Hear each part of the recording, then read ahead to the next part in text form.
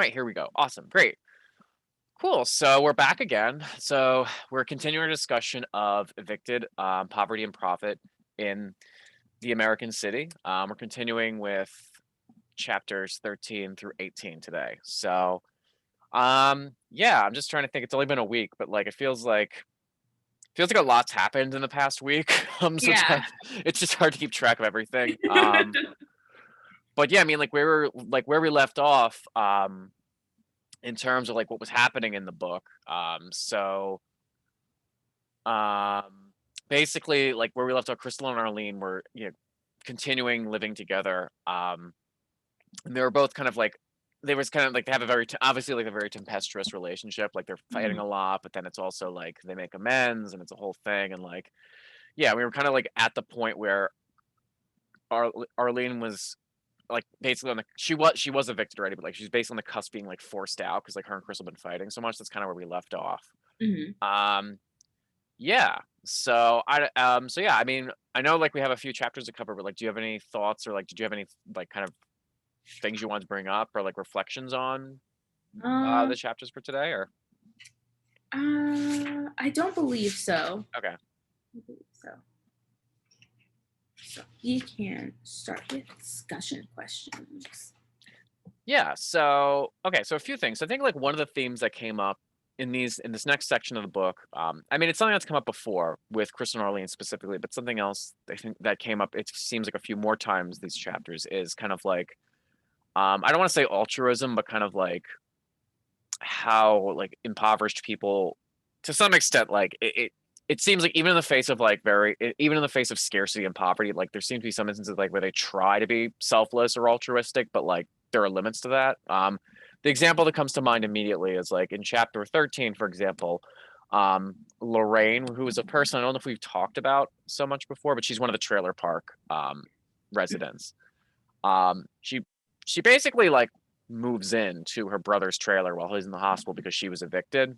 Mhm. Um, and that's like kind of its own story where um like her brother Beaker's in the hospital and Lorraine moves in and like they were like arguing over they were like trying to both show so it's a little complicated. Like basically like, Lorraine couldn't make rent because she has to pay for stuff in storage after she was evicted from her other trailer. So she's trying to compromise with her brother, like, okay, well, I can't pay the rent, but I could help with like the cable bill or something. Mhm. Um, but then because of that, like so she ends up cleaning the trailer because it's a wreck, and um, yeah, and then she can't afford food, but her brother refuses to share his Meals on Wheels with her because she doesn't pay the rent. It's a whole thing. So yeah, Um, yeah, that seemed kind of interesting to me. He like let her move in, but more so of like a fend for yourself type of situation. yeah, Um, which was, I mean, at least she has a roof over her head. I don't really, I mean, but yeah. yeah, I know they're brother and sister, but for some reason when I read it, it just didn't. I didn't pick up on the brother and sister part. Maybe because wasn't that nice to her? So Yeah. I mean, like, yeah, I mean, this kind of goes along with what you were just saying a moment ago. It's like, um, I feel like it's I don't know. I feel like my impression is like it's kind of difficult. I would imagine it's difficult for anybody in that situation to mhm, be completely good or nice or good or bad, if that makes sense. Like, yeah, they're brother and sister, but it's like they both to a certain degree have to fend for themselves. Like they both right, have so little. There's only so much to go around. Like neither one of them can really um give much, if that makes sense. So right. Yeah. I mean, the Meals on Wheels. I don't know, like how I don't know how much you get for a Meals on Wheels. Like, it's just one meal and they come like once a day, or yeah, I think that's kind of the issue. Is like it's really just meant for the one person. So like yeah. even if Beaker did share it with Lorraine, like I think they both would end up being hungry either way, if that makes sense. So Yeah, maybe. Um, yeah, I didn't really have like too much that stood out to me with that. Besides the whole like they have to like they live there together, but they can only like do so much, hmm trying to make ends meet for themselves. hmm Just trying to make sure I don't like skip too far ahead in the story. Mhm. of their lives. So yeah, I mean that's all I really had so far. There was who was this with? So I have here in my notes about I think this was when they switched over the management of the Oh trail. yeah, yeah. Um so I thought it was I think we talked about this before, the tenant so like the what are their names? I just saw them. Lenny and Susie were like fired Mhm. because the management moved in. And so Tobin had the new assistant. And then I thought that that was kind of like something interesting to me because they took out the I don't want to like it's obviously the middleman between the tenants and the landlord, Mhm. but these people were closer to the community, Mm. whereas the people that they replaced them with, I think were like they were college graduates and didn't Right. have ever experienced anything like that. Um, but I had a note here for who was cleaning? Someone was cleaning and they did 5 hours of cleaning Oh yeah, that was I think that was Lorraine, if I remember correctly. Yeah. for $20. Right.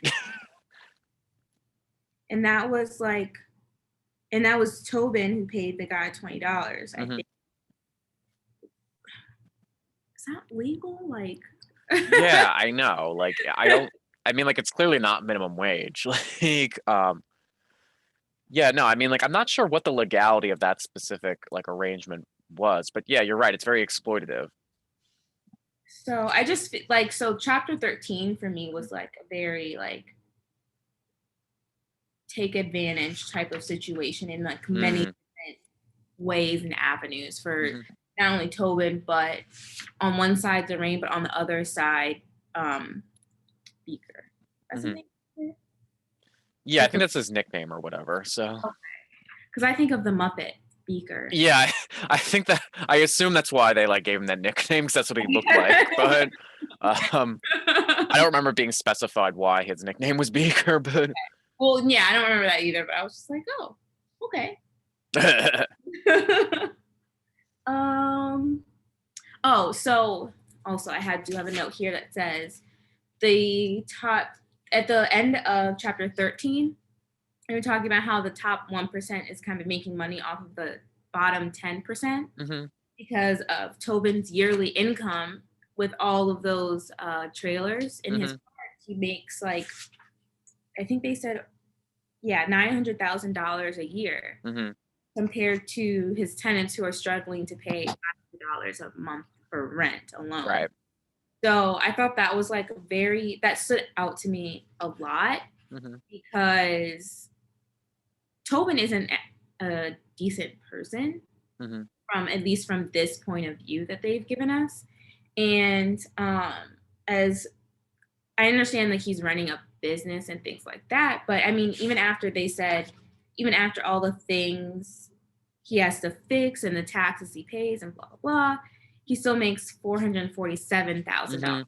which is extremely high. Mhm. And I'm just wondering, like, are there like why can't he give some of these people like a bigger break than he's giving them? He's very strict on them. And I understand like you can't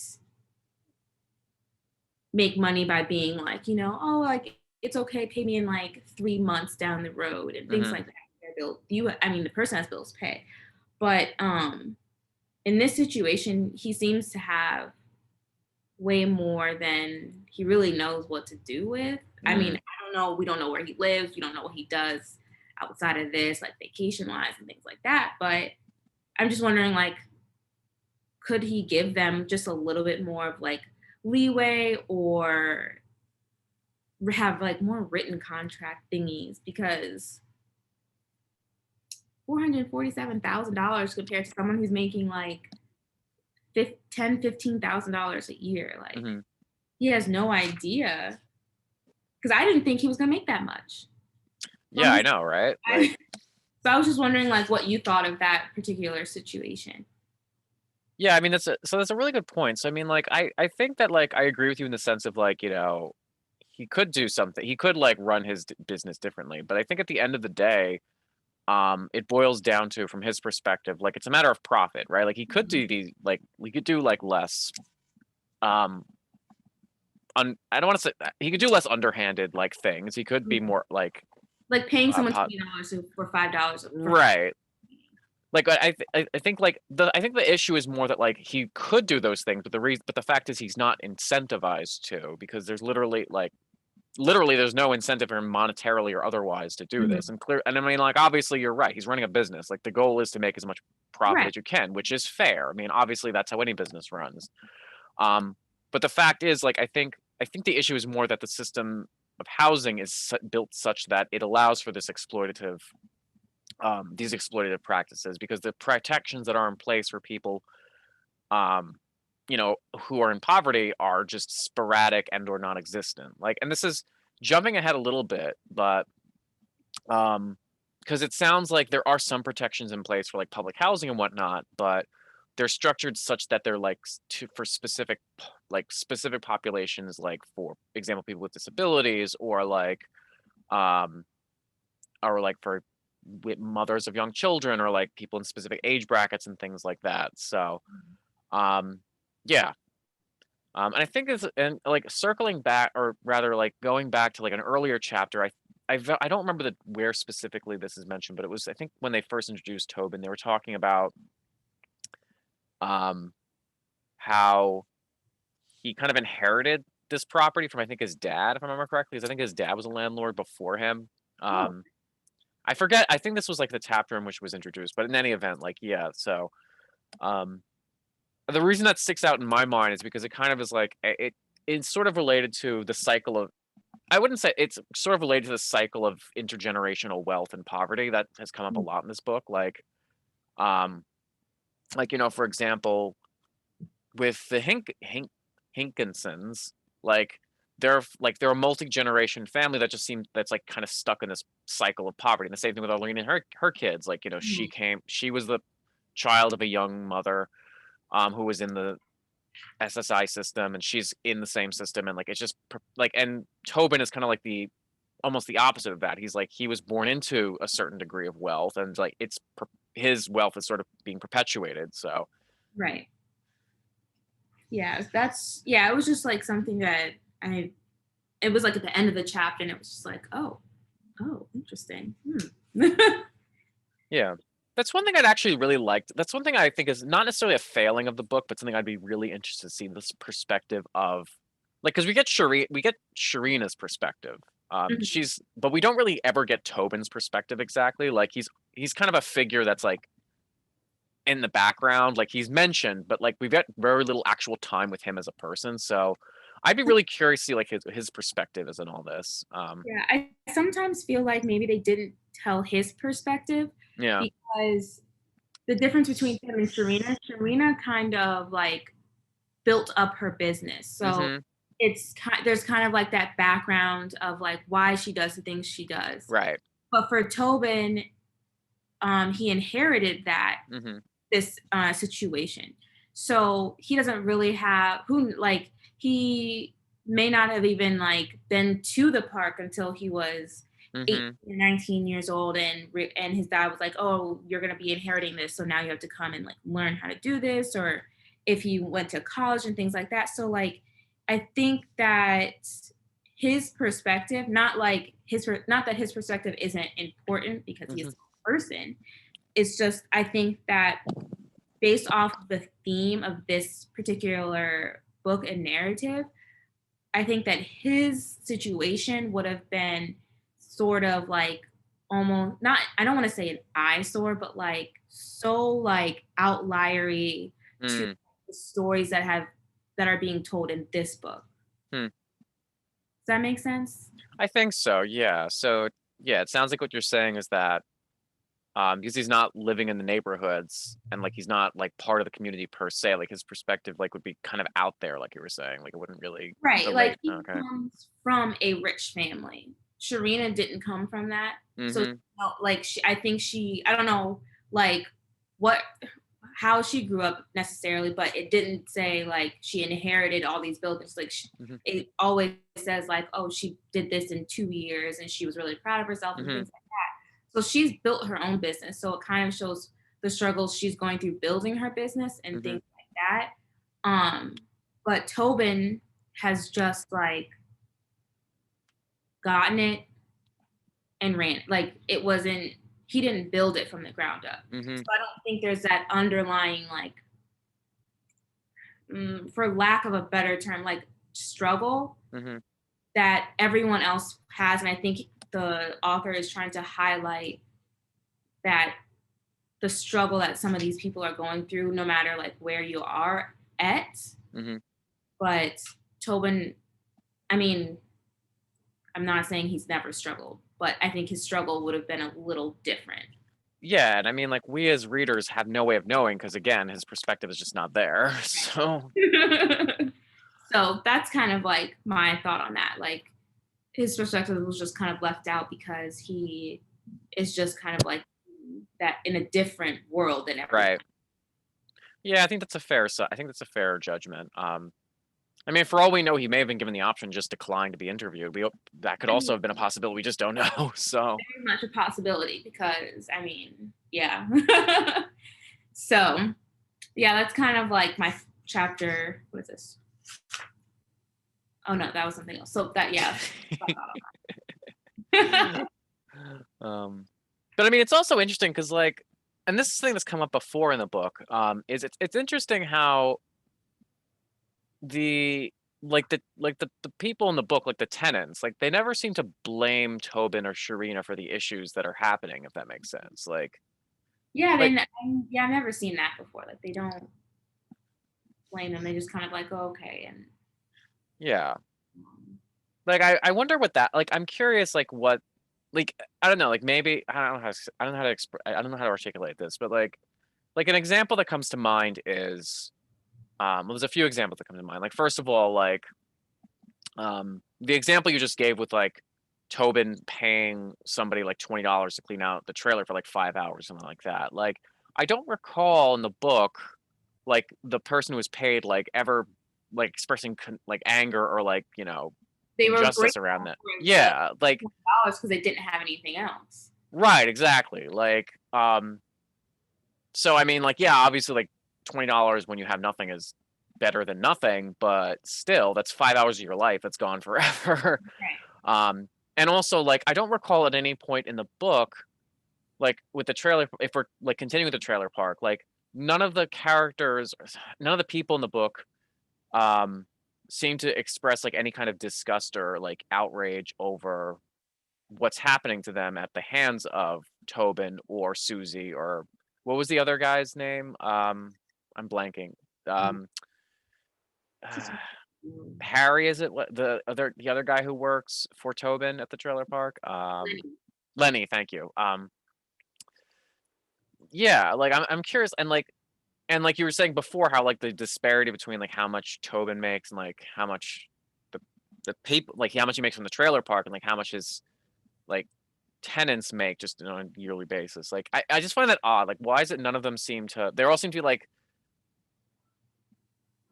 how do you? They seem to be like, yeah. I don't understand. Like I'm curious like why none of them seem to call that out or like or like express that at least in the book. So I don't know what your thoughts are on that, but Um, yeah, I have no idea why they don't feel that. I don't know. hmm Um, it could be that they just feel like, well, this is the situation that I'm in and I got to work with this. hmm So it could be that mentality, honestly. And hmm I don't really know what other mentality it could be besides hmm just going with what you've got. right. And I mean, like, because the author talks about in like chapter 14 about how in like previous generations or like in the 20th century, for example, like it seems that um like tenants there was a lot more like it seems cohesion among tenants about seeing themselves as like a collective and like trying to use collective bargaining power, almost like a union. Like, Mhm. and it's interesting how that doesn't seem to be the case um, here. I mean, I wouldn't. Yeah, I mean, makes sense. I mean, yeah. So because like I guess like when you're in that much pot when you're in that impoverished and like you're fighting for resources for survival, it's hard to like see beyond the immediate, if that makes sense. So Yeah. Yeah, I think they're probably just so focused on making sure that they can get from month to month than worrying about how much he's making and mhm. things like that, which I think is fair because if you're, I mean, you got to have a place to live. So if you're worried about that, then nothing else around you matters besides figuring out how you're going to get to the next month. Mhm. So Yeah. tunnel vision is what they have. This is sort of tangential, but and like a little. This is a little tangential, but I was just curious your thoughts on this. So, like thinking about this with like a public health lens, for example, like this sounds like it could be related to like this, like kind of like you're saying tunnel vision, like or like not seeing the or like yeah, like how it could relate to like other health behaviors as well, Mhm. like around like for example like food choices or like stuff like that. I'm like curious your thoughts on that. So. So there is a chapter further down the road Mm-hmm. that I see someone using food stamps for things that maybe they should not be using it for. Right. I cannot tell you how to use your food stamps, but I know what they're meant to be for. Mm, So I think that some of these food choices in this situation, maybe like, well, I think they're just trying to get what they can get at this point because if they're having trouble, if they're paying rent, I think there was one chapter where we were talking about how she was paying rent and she would have like 60 some dollars to her name after the rent was paid. What can you buy with $60 for an entire month if even if it's just you? I mm-hmm. spend more than $60 a month on groceries alone. Mm-hmm. I spend more than that for the week, probably way too much. But that's not the point. The point is that like that's not enough money to get fresh fruits and vegetables and Mm, have them expire in a few days. So you have to go back and get more. And if you have kids, that's even more food you have to buy. mm-hmm. So I think that the situation here, I think that tunnel vision for making sure that they're not hungry Mm-hmm. is just consuming something that's just going to keep them from being hungry for longer periods of time. Mm, So those food choices may not be the best of choices, but I mean, they work with what they can in mm-hmm. order to make sure that they can make it to the next month. I mean, they live paycheck to paycheck. So I mean, some of them, I think that is further in the book. I'm getting way ahead of myself. It's fine. Food choice chapter, I feel like, I think it's chapter 19. So next week.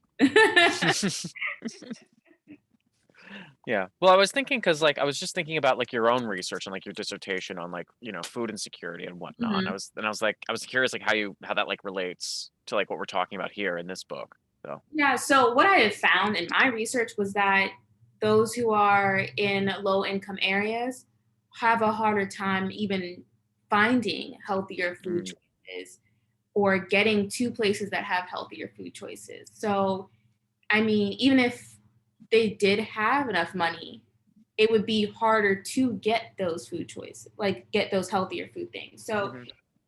I think that's a whole like policy level type of situation there because it's with like zoning or like what's available in that area and like papers that need to be signed to build certain places and yeah, there's a lot that goes into making sure that like low income areas have that resource to Mm-hmm. them.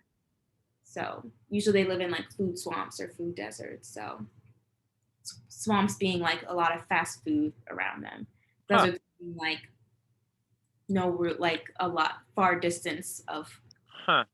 to get healthy food. Yeah, I'd heard the term food desert, but I hadn't heard the term food swamp before. That's cool. That's interesting. So that was discovered during research. Oh, neat. and that is where you can get food, but it's not great food. Oh, It's interesting, close interesting. that you get. So yeah. Huh. Wow, neat. You learn something new. So, um, yeah, yeah. There's a lot there. Like, yeah. Um, so it's like you were just saying, it's like kind of the sort of thing where it's like, just get what you can get and like kind of deal, like focus on today, if that makes sense, sort of Yeah, thing. like So, focus on today. Like, what can I get today that's gonna last me until tomorrow even? mhm. So um it's hard. Yeah, no, I There's mean, a, there's a lot that goes into it, that's for sure, to make sure that a population can have access. right. So, I mean, like in my head, and this might be like jumping the gun a little bit, but in my head, I just feel like at least some of that would be like alleviated or, um, attenuate or like, made better if like there was more of a right to housing there were better rights to housing policies in the US at Mhm. least. So, because that'd be like one less thing for people to worry about or like make public housing easy. Like, I don't know. I'm sure there's a lot of issues that go into public housing. Like, it's not just you can't just build buildings wherever. You can't just like put people wherever. But like, there has to be more that can be done. So, Right. Yeah, I don't know. Um, oh, there was in chapter 15 I mhm. wrote about um, basically how I think it's this chapter that is it? Oh, so this chapter is. Ooh, I ripped my page. To rip the sticky note too fast. So um, this was a chapter when Crystal called the cops Oh, right. about the domestic violence upstairs. Hmm. So I'm reading and it says they charged Sharina for the 911 calls. And that's a lot of times how people get evicted. And I think they were basically, so the police were pressuring Sharina to evict Hmm. them because they were nuisances Hmm. for calling them in that situation. They're basically saying either call 911 and get evicted, or don't call and someone gets hurt. And then I think they were talking about how the police department went on TV wondering why people weren't in those like in Right. why they weren't calling. Like, why aren't you calling? Well, if you call, not only is the tenant going to get evicted because now they're classified as a nuisance to in like the paperwork to the landlord, Hmm. but also their landlords are probably encouraging them not to do it because they are getting charged for phone calls to help try and save someone's life. Like, it was just very that part was like really hard to read Hmm. because it's like the police are there to serve and protect, Hmm. and here it's looking like for profit, or like they don't Yeah. want to deal with people in low income areas. And that's a definitely like that's a huge generalization. I understand that. Hmm. But for this person, this situation here in this story, that's what it seemed like. Yeah. I remember that chapter and like being flabbergasted by like that. I was like, wait, Four what? dollars. They charged Serena $4 per 911 call. Right. I'm like, I'm also just really confused how like what the logic behind that is because I was thinking about this and I was like, all right, so this is like what 2008, 2010. I was like, that was well after I was trying to figure out like what the logic behind that was like. So there was the whole broken windows policy and policing where it's like the idea being is like if you kind of pursue or like um kind of crack down on like lower level crimes like graffiti or like vandalism or whatever, like it would like reduce the incidence of like larger crimes like robbery or murder. I'm not sure exactly how that works logically, but whatever. That was the Yeah, paradigm in there's policing. like studies on it. There's like a whole like scale, I think, and stuff like that. Yeah. But But so I was like, I think, I but don't know what.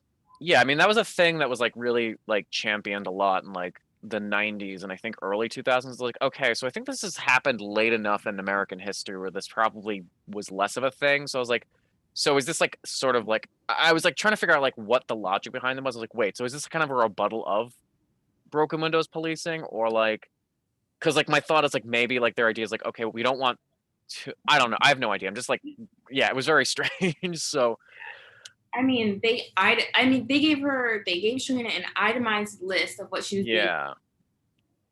and I don't remember what it said. What it came out to be completely, but it was just like, mm.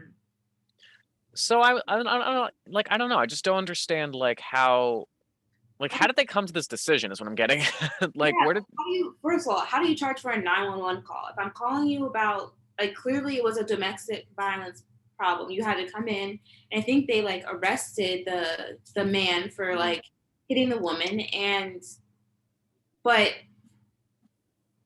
that's the job. When you call 911, mhm, they're trying to help, they're calling 911 to get a situation alleviated. mhm. Then it comes back to bite the tenant in the behind, because they're they're being called a nuisance and they're evicted for trying to help. Like, I know I'm going in Well, circles, I feel like, but I'm just like, yeah. no.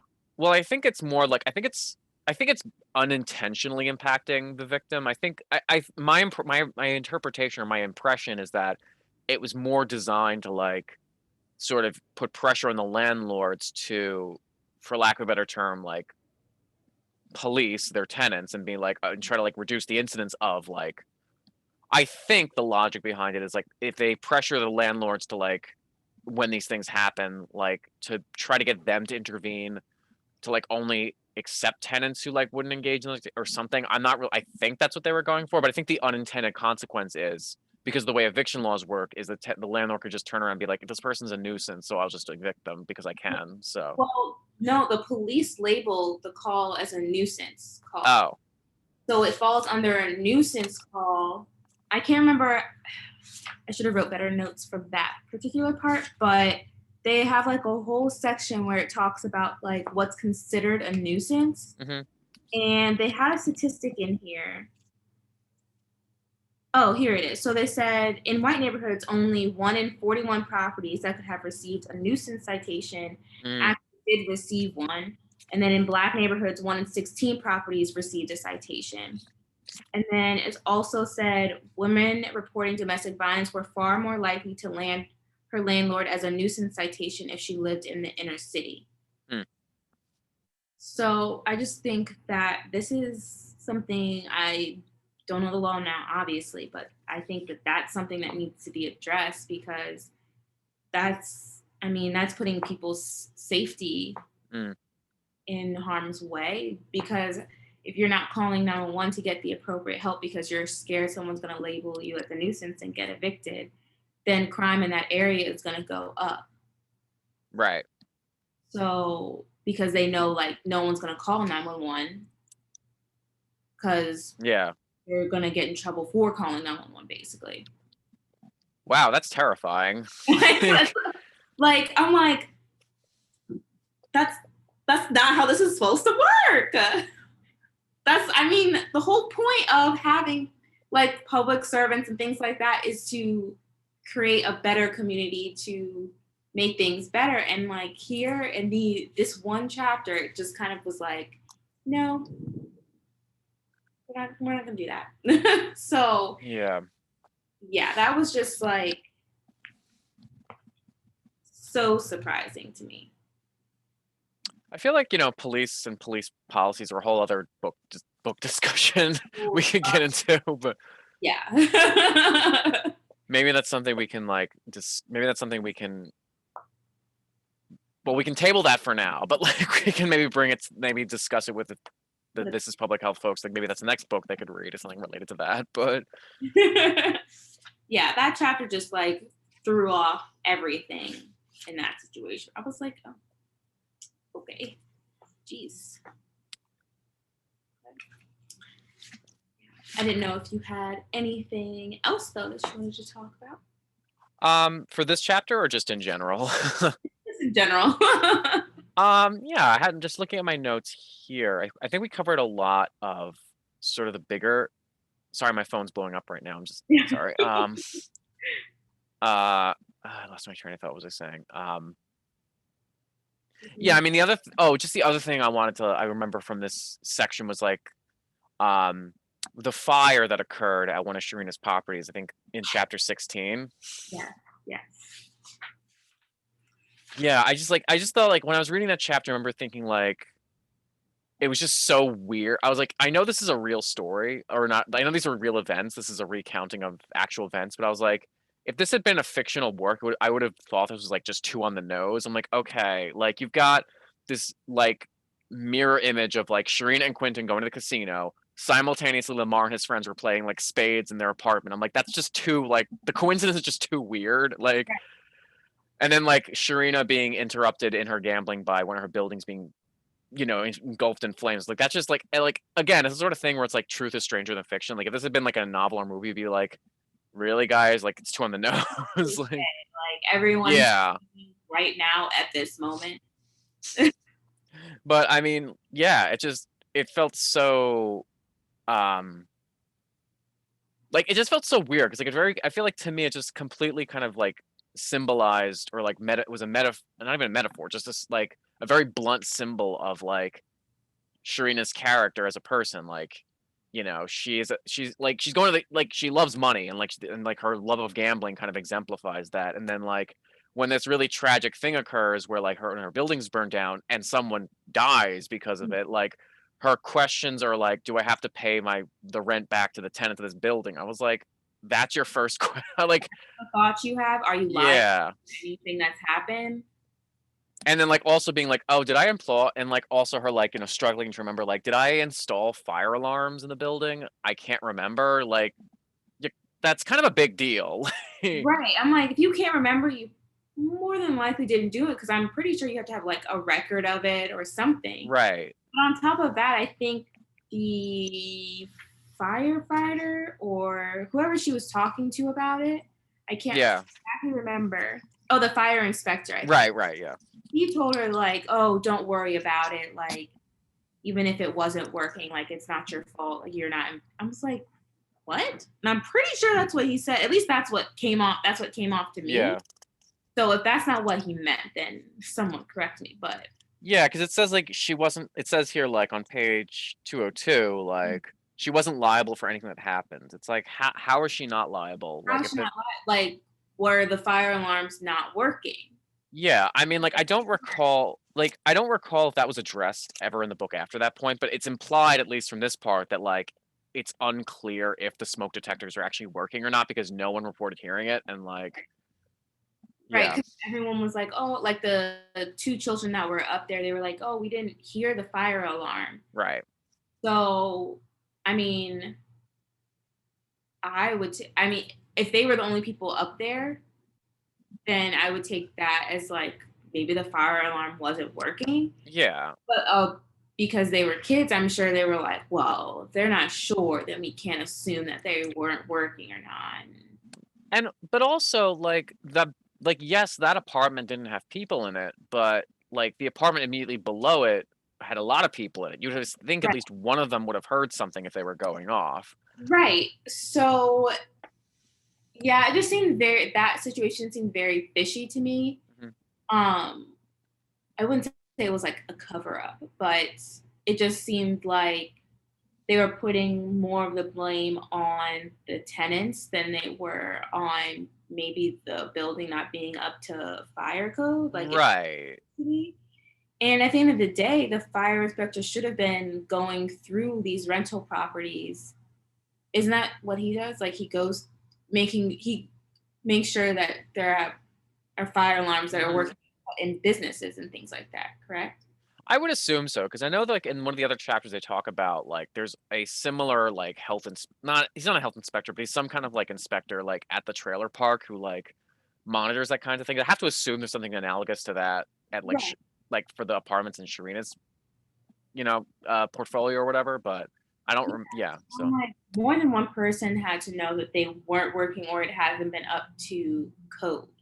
Now, I don't know if you have to like submit papers to the Mm, fire inspector saying like, oh, they work and it has to be signed off by like a witness or whatever. I don't know how it works. I don't own buildings.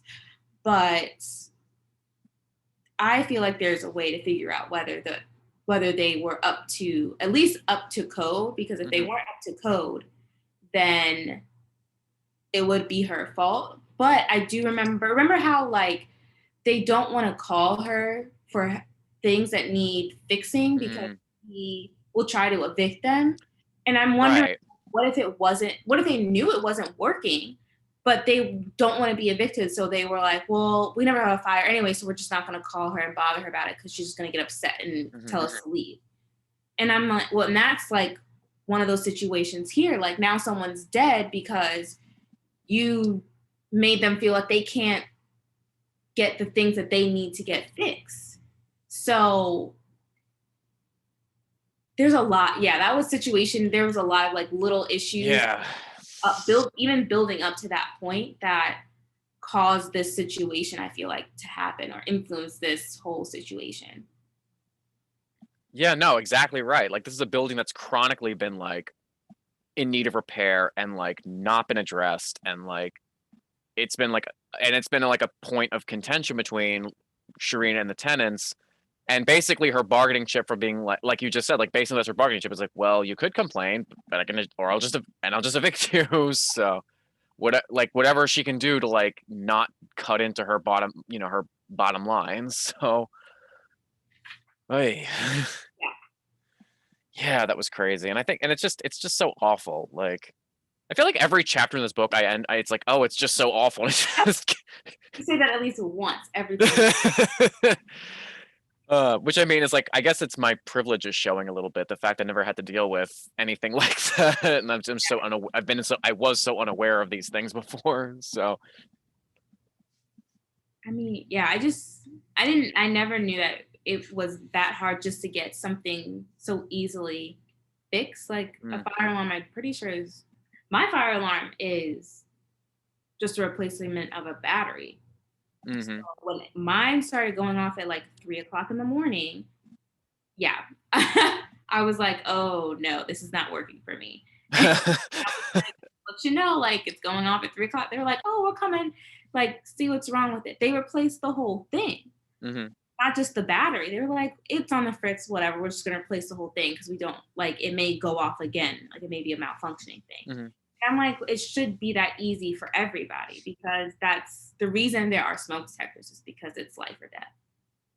Yeah, as exactly, like it's a necessity. Like it's a Yeah, I think that like if anything, like she shouldn't make them. I don't know if she's ever made them feel bad about them calling about a fire alarm. Maybe they've never had to call about the fire alarm, but you shouldn't make someone feel so like in trouble that they can't reach out to you when it comes to a a big situation like that. Yeah. I mean, I can't conceive of how she's not again, like I can't conceive of how she's not liable, because like there have to be some kind of laws in place that like would penalize or uh yeah, penalize her for like not having the smoke detectors up to code or whatever. Like how is that? I don't understand. Like it's very strange. But I mean, I guess there's a fine line because you can't say like, God forbid, this building burns down. Like if mhm, someone died in it, but all the fire alarms are working, they can't be like, oh well, you're liable. Like mhm. I think there's just a fine line to where they're like they can't blame the owner of the building in full. But in this situation, I feel like she was wrong. But I feel I like mean, yeah, there's I also would agree. I think in this situation she was wrong, and they're just like covering up something that they may know or don't Mm. find out. Um. So yeah, I mean, I just think that there's a fine line between like trying to blame a landlord for something and having that information ready, or like blaming the tenant for causing something. Mm, Like it's hard to discern between the two sometimes. mhm, And I can see how like in this situation it would be hard because like the fire alarm goes off, so it works.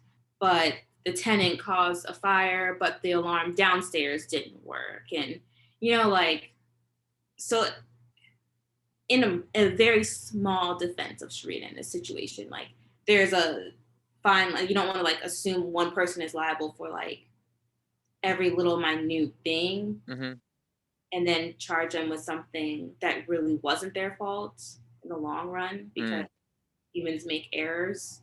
So tenants can make errors. So yeah. it's a toss up, but I feel like in this situation, what I've read, it just feels like Shreem's wrong. But Yeah, I mean, I see your point. Yeah. I mean, yeah, I see your point. Yeah, I mean, at the end of the day, it sounds like the only person who came out like ahead in this situation was Sharina because she got a huge payout from the insurance. So, and then still didn't give the tenants back their money and they were homeless. yeah. And in addition to that, she like was able, what's that? Like that she'll knock it down and like build something else or knock it down and like not worry about it or something she said. Yeah, I think I'm not sure like what her goals about what I'm not sure like what her ultimate plan was, but I know she like decided to just demolish the building after that. Yeah. So, and she also managed to like at this concurrently like get rid of one of her tenants who she wanted to evict anyway. So she's like, well, Mhm. this is just one less thing I have to worry about, which is awful. It's awful, but for her, she just came out ahead. So Like I don't have to do eviction papers. You just now you just don't have a place to go. basically, yeah. Like well, that's a great way to show concern for others. Mm, Yeah, she's yeah. not. Well, she's a very good person in that chapter because she has really good moments, and then she does this, and then I I'm mean, like, yeah. I mean, like the fact of the matter is, like, I don't know, like she's a human like all of us. Like she has like, she does things that are morally dubious and does things that are also like morally or ethically positive. But I feel like the net it's gain not, and loss is not really equal. So it's not equal. all right. Yeah. Well, I think I'm pretty much discussed out with this section. I don't know if you had other things you wanted to discuss, but Nope. I think we're good. We're good. Yep. all right, cool, cool. Well, thanks everybody who tuned in for our discussion. Cool. So we're done with chapters 13 through 18. So next week we will be posting the last discussion video. That'll be chapters 19 through 19 through 24. So we'll finish up next week with that. Yeah, and as always, if you have comments you want to leave, feel free to go to our Goodreads page. It'll be linked in the description, or our Instagram page. So, uh, my brain stopped working. How do you turn this off? There we go. So,